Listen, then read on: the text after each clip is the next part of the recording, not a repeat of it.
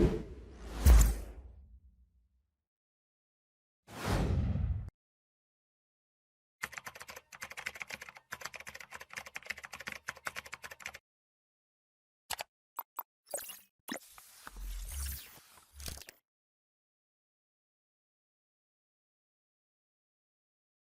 guys, Assalamualaikum. Selamat datang di e-learning bebas umpo.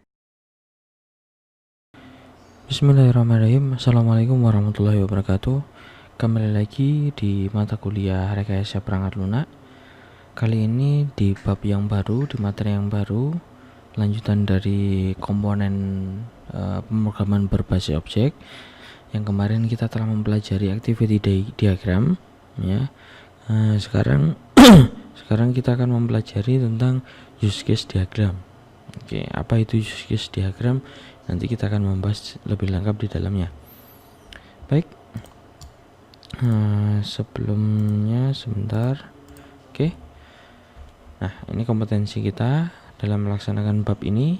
Setelah mempelajari materi ini, diharapkan mahasiswa mampu menjelaskan teknik untuk mendokumentasikan kebutuhan dengan menggunakan use case, dan mengerti komponen-komponen use case diagram, mampu mencari dan menemukan aktor dan use case dari suatu spesifikasi dari perangkat lunak. Oke. Use case diagram. Use case diagram digunakan untuk memodelkan fungsional sistem yang digunakan oleh pengguna sistem, menggambarkan kebutuhan sistem dari sudut pandang user. Nah, namanya use case itu nanti sudut pandangnya ke user atau penggunanya, bukan developernya, bukan dari sistemnya. Jadi sudut pandangnya yaitu ke usernya, penggunanya. Use case diagram memiliki komponen.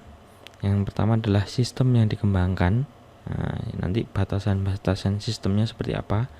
Kemudian aktor, siapa yang menjalankan. Nah, ini yang penting adalah aktornya ini.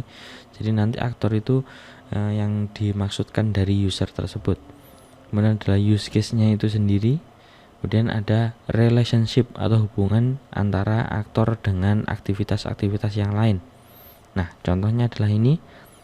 Ini ada use case. Contoh use case. Ini ada gambar orang. Kemudian ada gambar oval. Nah, dimana gambar orang ini adalah aktor. Aktor adalah someone atau something outside the system that interact with the system. Jadi seseorang atau sesuatu yang berada di luar sistem, tetapi dia berinteraksi dengan sistem tersebut. Itu adalah aktor. Kemudian ada communication, dihubungkan dengan satu garis lurus, dimana communication adalah show the actor and the use case communicate. Jadi hubungan memperlihatkan hubungan antara aktor dengan use case-nya ini. Use case adalah defines a piece of functionality of the system.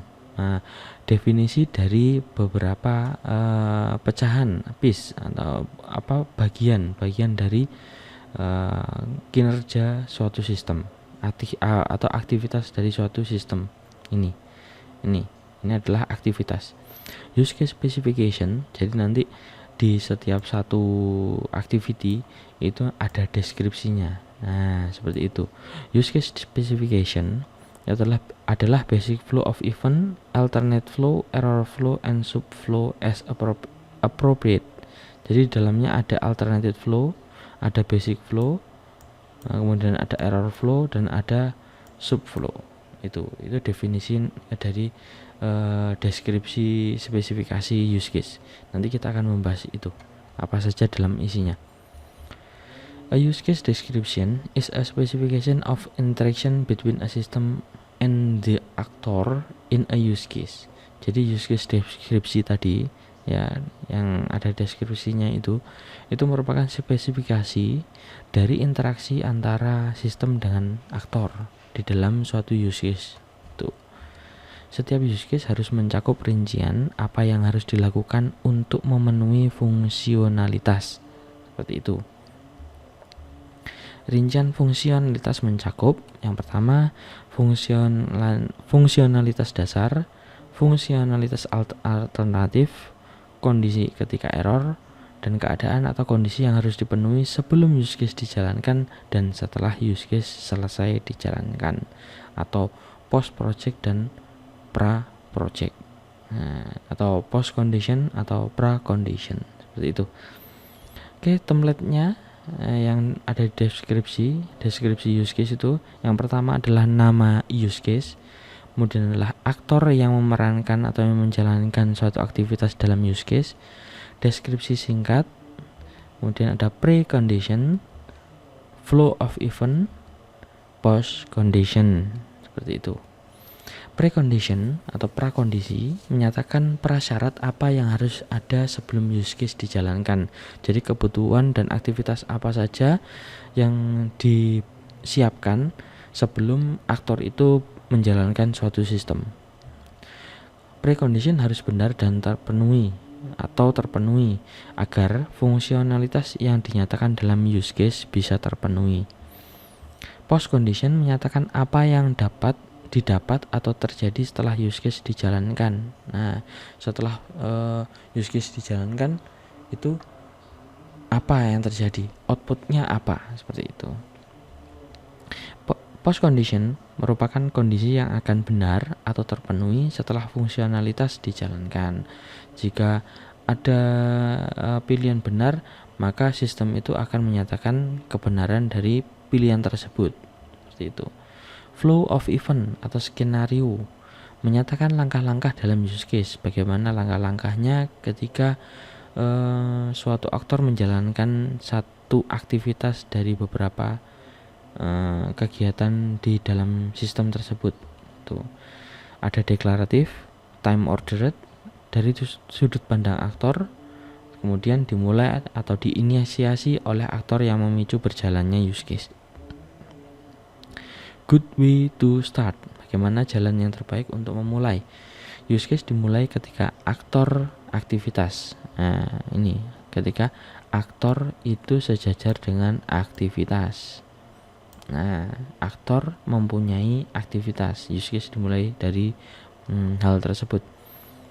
Misalnya, use case dimulai ketika pelanggan ini adalah aktor, aktivitasnya adalah memesan produk.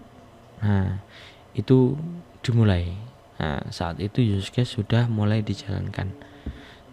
Siapa yang memasukkan detail pelanggan? Nah, maksudnya ini selain yang tadi ya, ketika dijalankan ini adalah aktor dengan aktivitas itu beriringan atau sejajar. Tetapi kata-kata dari aktor ini, misalnya ini contohnya pelanggan memesan produk, kata-kata dari aktor dan aktivitas itu tidak boleh mengandung ambigu, di mana ambigu ini contohnya seperti ini, detail pelanggan dimasukkan. Nah, tuh. Nah, mengapa langkah di atas dianggap tidak jelas? Karena hal yang pertama adalah siapa yang memasukkan detail pelanggan. Nah, admin kah, atau pelanggan itu sendiri kah, atau mungkin pihak yang lain kah yang bisa memasukkan pelanggan? Nah, seperti itu. Kemudian informasi apa saja yang bisa dimasukkan sebagai detail dari pelanggan? Informasi apa? Atau nama saja, atau nama dengan nomor telepon, atau nama dengan sesuai dengan yang ada di identitas dirinya pelanggan, seperti itu. Itu merupakan kata-kata yang masih mengandung ambiguitas. Kita menuju ke basic flow. Basic flow adalah menyatakan langkah-langkah yang terjadi di mana semuanya berjalan dengan baik. Harus ada satu basic flow untuk setiap satu use case. Nah, jadi basic flow itu harus ada.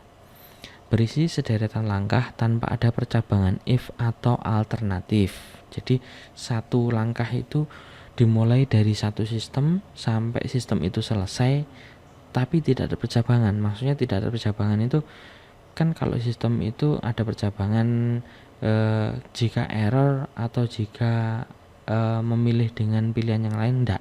Kalau basic flow itu langsung sukses. Orang melakukan order, kemudian membayar, kemudian barang disiapkan, kemudian barang dikirim, uang diterima, barang diterima. Dah, seperti itu. Jadi itu adalah basic flow yang ditampilkan di dalam satu use case. Pada setiap langkah, asumsikan semua berjalan dengan benar. Nah, itu tadi. Jadi ketika kita menuliskan basic flow, itu menuliskan langkah yang diasumsikan bahwa semuanya itu berjalan dengan benar, tidak ada error. Seperti itu. Yang kedua adalah alternative flow. Nah, berisi langkah-langkah yang dipandang bukan sebagai normal flow. Jadi kebalikan dari basic flow tadi. Memungkinkan flow yang berbeda terjadi. Nah, jika terjadi pilihan yang lain, termasuk dokumentasi langkah yang dilakukan jika terjadi error. Nah, kalau ada error itu juga termasuk dalam alternative flow. Jadi pilihan yang selain yang benar, misalnya ketika pelanggan itu memasukkan order atau memesan suatu order, nah alternative flow-nya itu mungkin dengan pembayaran COD. Ya kan, kalau misalnya basic flow pembayaran dengan transfer uang biasa. Nah, kalau misalnya alternatifnya itu pembayaran dengan COD atau pembayaran dengan teknik-teknik pembayaran yang lain. Selain itu, ketika ada error. Nah, ketika ada error ini termasuk dalam satu jalan alternatif flow. Seperti itu. Menemukan alternatif flow, caranya untuk setiap langkah dalam basic flow itu apakah ada aksi lain yang dapat dilakukan. Nah, ketika suatu sistem berjalan dengan lancar, dianggap suatu sistem itu berjalan dengan lancar, apakah ada alternatif lain atau mungkin apakah ada cara yang lain, seperti itu. Kemudian apakah ada kemungkinan terjadinya kesalahan, ada error atau enggak ketika dijalankan nantinya. Kemudian apakah ada perilaku lain yang bisa terjadi kapan saja. Apakah ada perilaku lain itu maksudnya ketika memesan barang itu barangnya masih belum ready stock, harus pre-order. Nah, itu kan ada perilaku yang lain seperti itu. Beberapa contoh yang mengakibatkan alternative flow. Yang pertama, aktor membatalkan operasi atau aktivitas. Nah, ketika user atau aktor tersebut membatalkan suatu aktivitas. Aktor meminta bantuan. Nah, itu ada alternative flow tersendiri. Aktor memberikan data tidak lengkap atau data yang salah. Seperti itu. Sistem crash. Ini sistemnya sendiri. Aktor memilih alternatif yang lain. Nah, panduan menulis deskripsi use case, pastikan bahwasannya use case berisi sederetan aksi. Setiap use case pada dasarnya melakukan sebuah transaksi sehingga terdiri atas 4 bagian. Jadi disimpulkan 4 bagian itu jika use case itu berjalan dengan lancar. Yang pertama adalah aktor menginisiasi use case dengan mengirimkan request ke sistem. Nah, yang pertama, jadi aktor itu mengirimkan request ke sebuah sistem. Yang kedua, sistem memastikan request itu valid. Ya, jadi ketika request terbaca, sistemnya mendeteksi atau menganalisa request sistem itu valid atau tidak. Kemudian setelahnya sistem memproses request. Kalau sudah valid, baru sistemnya itu bisa memproses request dari pelanggan tersebut. Yang terakhir adalah sistem mengirimkan pada aktor hasil proses. Jadi hasil prosesnya dikirimkan pada aktor bahwasanya prosesnya sudah berhasil. Nanti outputnya seperti apa, nanti tinggal hasil dari proses hasil tadi. Nah, ini ada member, ada login, ada admin. Ini contoh use case-nya. Jadi di sini ada member, ini adalah login, adalah salah satu aktivitas dari sebuah sistem. Kemudian ada adminnya, seperti itu, ada aktor lain, seperti itu. Deskripsinya, nah ini cara membuat deskripsi. Nama adalah login, maksudnya nama kegiatan login, seperti itu. Kemudian aktor yang menjalankan, yang bisa menjalankan atau melakukan login itu adalah admin dan member. Deskripsinya dilakukan oleh semua aktor untuk autentikasi dalam melakukan pengecekan atau modifikasi data. Exception, nah ini login gagal. Exceptionnya itu ketika ada error exception. Precondition, nah ini kondisi sebelum sebelum dijalankan seluruh data user sudah tercatat dalam sistem otomatis ya. Oke. Kemudian skenario normal ini adalah basic flow. Basic flow itu gimana? Aktor dan sistem itu aktor melakukan login dengan mengetikkan user login dan password. Kemudian ini adalah skenarionya ya, basic flow-nya. Kemudian yang kedua, sistem membuka koneksi ke database aktor.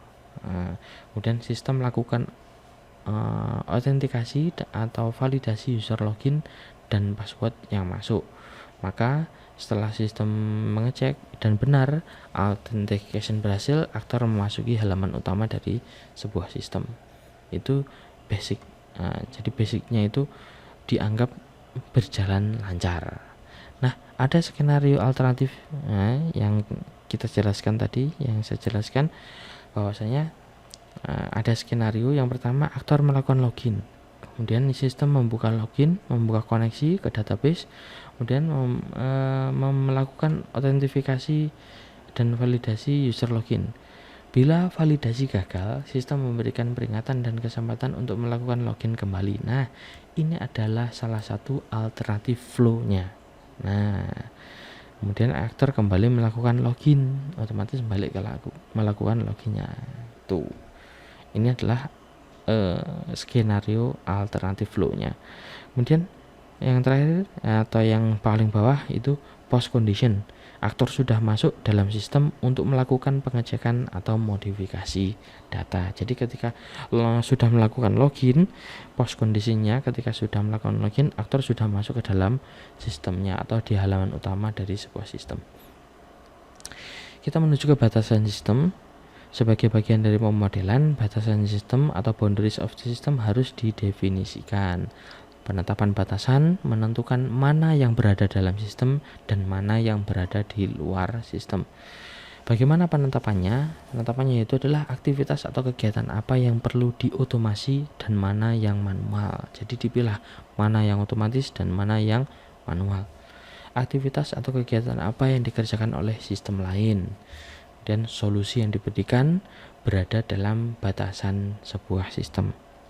Aktor yaitu seseorang atau sesuatu yang berinteraksi dengan sistem yang dikembangkan. Dia berada di luar dari sebuah sistem. Aktor menyatakan peranan atau role yang dimainkan oleh pengguna saat berinteraksi dengan sistem. Jadi aktor itu adalah istilahnya kalau di game itu ya karakter lah istilahnya. Nah, dia itu karakter yang ada di dalam sistem ya, di dalam sebuah sistem, tapi dia bukan sistemnya, maksudnya bukan sistemnya itu bukan aplikasinya, nah seperti itu. Nah, tapi dia nanti fungsinya dia digunakan sebagai digunakan sebagai atau dimainkan oleh pengguna ya, yang bisa digerakkan oleh pengguna itu adalah aktornya tersebut. Tuh. Biasanya aktor menyatakan peranan yang dilakukan oleh manusia, perangkat keras atau sistem yang lain. Jadi aktor itu bukan hanya manusia saja, aktor itu bisa berupa piranti perangkat keras atau hardware atau sistem yang lain, seperti itu. Simbolnya adalah seperti ini ya, kayak orang. Tuh. Relasi antar aktor. Ketika beberapa aktor sebagai bagian dari peranannya memainkan peranan yang lebih general, maka dapat dibuat relasi antar aktor, relasi generalisasi atau generalization. Perilaku general dideskripsikan dalam aktor superclass. Specialized aktor mewarisi perilaku superclass. Nah, ini sama hubungannya dengan diagram sebelumnya yang ada bagannya, yaitu adalah gen spec, generalization dan specialization. Itu relasi antar aktor tidak selalu diperlukan. Nah, ini contohnya ada aktor nasabah dan ada aktor nasabah khusus.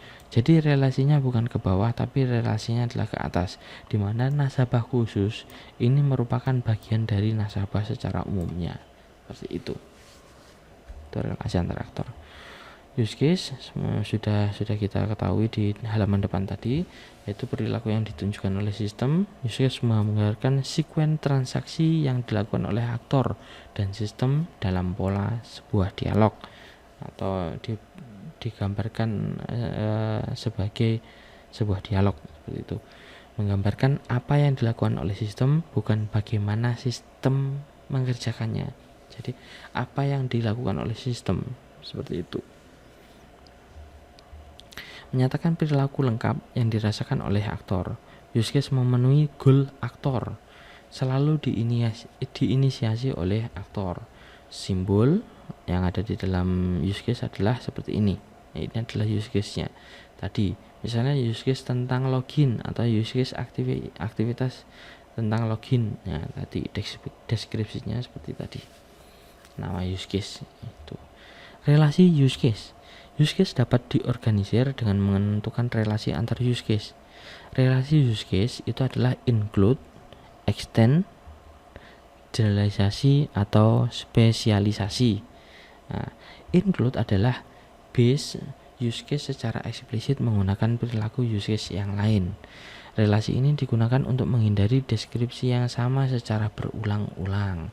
Misalnya include itu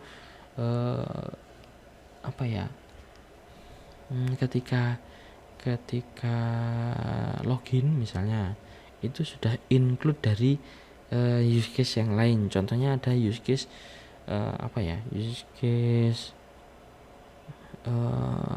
pengetikan secara otomatis. Nah, ketika kita sudah sering memasukkan username dan password, itu biasanya langsung ketika kita menulis nama kita ketik satu huruf di depan nama kita, itu otomatis sudah ada pilihan. Nah, nama kita atau mungkin nama yang berhubungan dengan huruf pertama nama kita, seperti itu. Itu adalah use case yang lain. Dengan menetapkan perilaku sering yang digunakan dalam sebuah use case tersendiri. Nah, itu include. Pemanggilan use case oleh use case yang lain. Ini X include Y menunjukkan bahwasanya untuk melakukan proses X selalu melibatkan use case Y sedikitnya satu kali. Seperti itu. Include use case harus selesai. X harus memenuhi kondisi awal Y sebelum melakukan inklusi. Jadi ketika pengen memasukkan use case Y, maka X itu harus memenuhi kriteria dari apa yang diminta oleh use case Y. Seperti itu. Nih, ketika ingin log on suatu sistem akademik, itu harus sudah register atau sudah daftar mata kuliah dan sudah membetulkan atau memperbaiki kurikulum, sudah istilahnya mengupdate kurikulum seperti itu. Nah, kalau ketika login, nah jadi login ini otomatis sudah orang-orang yang sudah daftar atau aktor-aktor yang sudah daftar dan sudah membetulkan kurikulum. Tadi include, sekarang extend. Extend adalah perluasan dari use case jika kondisi atau syarat terpenuhi. Relasi ini digunakan untuk memodelkan bagian dari use case yang dipandang hanya sebagai perilaku opsional dari sistem. Contohnya ini, extend. Jadi buka rekening, itu extendnya adalah buka deposito. Jika nasabah buka rekening, otomatis dia bisa buka deposito. Itu perluasannya seperti itu. Jadi ketika buka rekening, otomatis dia juga bisa buka deposito. Tahu ya, di rekening itu kan nomornya, istilahnya gitu. Depositonya itu adalah tabungannya. Nah, itu. Kemudian yang selanjutnya adalah generalization atau inheritance antar use case, dibuat ketika ada sebuah keadaan lain atau perlakuan khusus. Inheriting use case di bawah base atau parent use case. Contohnya ini, bayar. Nah, bayar itu masih kalimat umum atau kata umum. Kalau pembayaran khusus itu masih sudah termasuk pembayaran khusus. Jadi ketika orang membayar dengan pembayaran khusus, otomatis dia sudah melakukan pembayaran secara umum. Tuh. Identifikasi aktor, siapa yang didukung oleh sistem dalam melakukan pekerjaannya. Itu ketika kita mengidentifikasi aktor-aktor siapa saja yang terlibat dalam penggunaan suatu sistem. siapa yang menjalankan fungsi-fungsi utama sistem, siapa yang melakukan atau menjalankan fungsi-fungsi sekunder sistem seperti pemeliharaan atau fungsi admin, dan perangkat lunak eksternal. Dengan perangkat lunak eksternal atau perangkat lunak apa sistem akan berinteraksi. Misalnya sistem ini, aplikasi ini itu berinteraksi dengan aplikasi apa ketika dia mengakses database, seperti itu. Tahu ya, ketika kita membuat sistem dan kita mempunyai database, sistem itu berhubungan dengan database, dia membutuhkan perangkat lunak apa, seperti itu. Kemudian identifikasi use case. Caranya adalah pendekatan yang dapat digunakan user centric, berfokus pada aktor. Untuk setiap aktor, identifikasi apa yang aktor butuhkan untuk dilakukan oleh sistem. Hasilnya adalah daftar use case yang mencakup fungsionalitas sistem.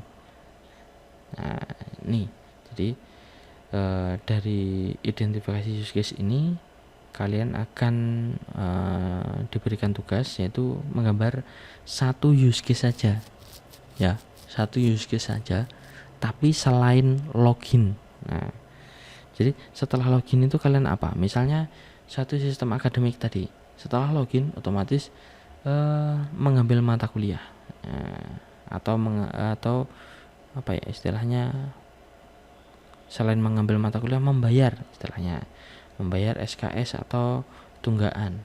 Itu gimana use case-nya? Aktornya siapa saja yang berhubungan, kemudian prekondisinya seperti apa, itu dibuat deskripsi, ya. Silakan tugas kalian jadi menggambar satu use case diagram untuk kasus Anda yang kelompok kemarin. Jadi masing-masing itu satu use case. Jadi kelompok kemarin itu ada 4, otomatis ada 4 use case dari kalian. Nah, satu use case satu use case itu ya. Oke, dibuat deskripsi seperti apa yang tadi dijelaskan. Contohnya itu, contoh deskripsinya itu yang seperti ini. Nah, ini silahkan dibuat namanya apa. Ini pokoknya selain login ya, login sudah dijelaskan. Misalnya namanya adalah pembayaran COD misalnya, atau request order, atau pemesanan, atau pemilihan pesanan, seperti itu. Nanti aktornya siapa saja, deskripsinya apa, exceptionnya apa, prekondisinya seperti apa. Nah, ini antara aktor dan sistem ini otomatis sudah baku ya. Aktornya siapa, sistemnya gimana. Nah, itu prekondisinya gimana. Kemudian yang terakhir adalah post condition. Ya, jangan lupa ada skenario basic flow dan ada alternative flow, seperti itu. Oke, saya kira saya cukupkan sampai sini materi use case ini. Jadi nanti insya Allah materi use case adalah materi sebelum terakhir. Jadi satu lagi mungkin materi yang terakhir. Untuk itu silakan dikerjakan tugasnya. Yang belum mengerjakan tugas sebelumnya silahkan dicek lagi. Nanti insya Allah mungkin ada 1 atau 2 pertemuan nanti untuk mereview lagi siapa yang belum mengerjakan tugas, nanti bisa dikumpulkan ulang, tapi otomatis dengan nilai yang berbeda. Oke, saya kira itu saja yang bisa saya sampaikan pada pertemuan kali ini. Kurang lebihnya mohon maaf. Billahi taufiq wal hidayah. Assalamualaikum warahmatullahi wabarakatuh.